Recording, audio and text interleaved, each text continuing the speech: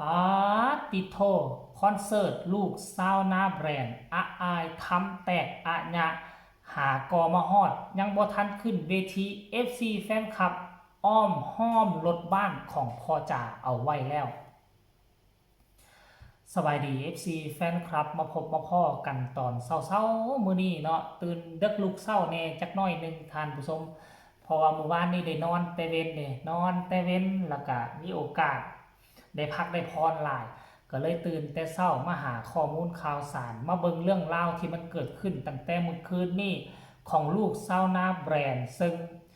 เป็นพ่อกับลูกบอสนุบอสนกแล้วก็อาอายนำหน้าพาทางทีมงานเสียงวิหกจำนวนหนึ่งได้ไปแสดงมินิคอนเสิร์ตของลูกซาวนาแบรนด์อยู่ที่ว่าการอำเภอน่าจะเป็นแถวจังหวัดร้อยเอ็ดถ้าจำไม่ผิดน่าจะเป็นงานบุญบั้งไฟอาอายมาในโหมดลักษณะคือทอมไหมทุกคนผู้หญิงแต่งตัวเป็นผู้ชายไหมใส่ส่งขาสามส่วนเลยหัวเข่าใส่เกิบผ้าเนาะใส่เกิบผ้าแล้วก็ใส่เสื้อยืดมีคอมัดผมขึ้นขั้นเบิงทั้งหลังขั้นผมสั้นก็เป็นผู้ชายวาดทรงนี่ท่านผู้ชมแบบห้าวแมนเดินทางไปฮอดหน้างานสิ่งมหัศจรรย์ก็รอท่าอยู่อายยังบ่ทันขึ้นรถขึ้นล่างซ้ำนะบ่ทันได้ฮอดรถบ้านซ้ำมี FC แฟนคลับทั้งผู้น้อยทั้งผู้ใหญ่รอท่ากันแบบกระจุกกระจายถึงแม้นว่าข้าเจ้าบ่ได้ต่อแถวต่อคิวกันก็ตามเนาะ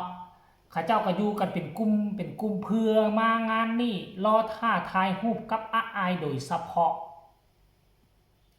อาอายก็เฮ็ดให้บ่ผิดหวัง FC แฟนคลับเมื่อวานนี้ค่อยได้สังเกตเบิ่งหลายคนเนาะคนที่อายุรุ่นราวคราวเดียวกันกับอาอายมาหลายเลยเมื่อวานนี้น่ะป้าเพื่ออยากมาเห็นตัวจริงเพื่ออยากมาเติมเต็มกำลังใจให้ตนเองบางคนก็มีความคิดมีแนวคิดอยากเป็นนักร้องอยากเป็นหมอลำครั้งหนึ่งในชีวิตมาสัมผัสอาอายจะครั้งหนึ่งเพื่อจะเฮ็ดให้ชีวิตการเป็นหมอลำการเป็นนักร้องของตนเองราบลื่นขึ้นไปกว่าเก่าแล้วก็เห็นซุ่มผู้เฒ่าอายุราวๆ50-60 ปีก็มาญาติซุ่มวัยรุ่นมาญาติซุ่มเด็กน้อยถ่ายรูปถ่ายห้อยกับอาอายเฮ็ดให้บ่ผิดหวังบ่ปฏิเสธยิ้มแย้มแจ่มใสถ่ายรูปให้กับทุกคนเลย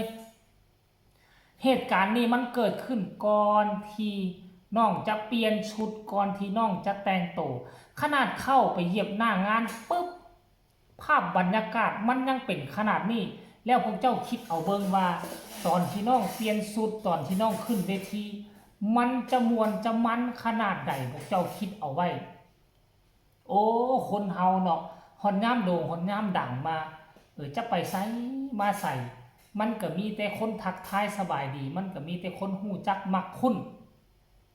มันก็ขึ้นกับตัวน้องอาอายแน่นั่นน่ะท่านผู้ชมขึ้นกับตัวน้องอาอายทำตัวให้เป็นหน้าฮักเป็นตาฮักเป็นตาแพงโดยเฉพาะการแต่งตัวมือนี่นะคืออาอายนี่เป็นคนค่อนข้างว่าหัวไวสังเกตได้ดีบ่มีผู้ใดบอกการแต่งตัวของน้องฮักคิดเองแต่งเองออกมาแล้วมันดูดีแม่ทุกคนมันดูดีมันเป็นตาฮักว่ะอาอายอายุเพียงแต่13 ปีแต่งตัวออกมาได้ดีขนาดนี้เฮ็ดให้ FC แฟนคลับจดจำจื่อรูปแบบของอาอายได้และทุกคนก็เลยตามมาหามีบางคนแต่งชุดลักษณะคล้ายๆคืออาอายมาหาในไทยรูปบูวานนี่ไปทุกคนรายละเอียดให้ทุกคนไปส้มคลิปนี้ซะก่อนวินาทีอาอายฮอดหลังเวทีลูกซาวนาแบรนด์คืนนี้ว่ามันเป็นแนวใดคือค่อยเว้าหรือบ่ไปส้มพร้อมๆกันเลยมาแล้วเฮลโลว่าแฮมลูกน้องมาลูกหิวข้าวพี่น้องไปครับวันนี้เราไปงานที่ไหนคะไม่รู้ครับเอาอีหลีบ่หูอีหลีพะนะที่ว่าการกระนวลที่ว่าการอำเภอกระนวลครับพี่น้องอุดรขอนแก่นค่ะไม่ต้องไปขอนแก่นนะคะมาแล้วเฮลโลเป็นยังไงการเราได้ไม่ได้แล้วรถตู้เขา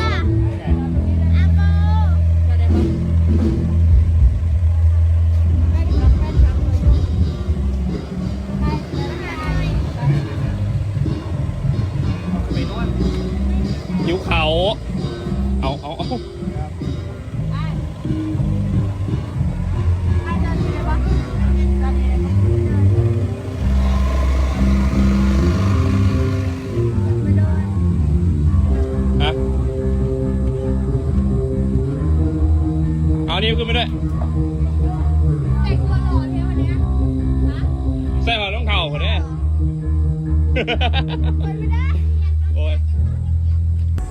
เบสามีทางไหนบ้านไหนข้างนอกชวนรวดฮะ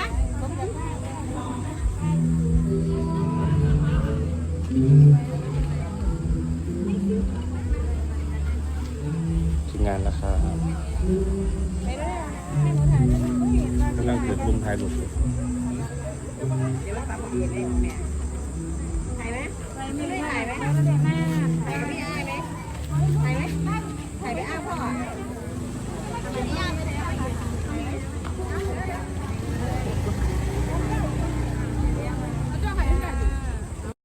เห็นบ่ทุกคน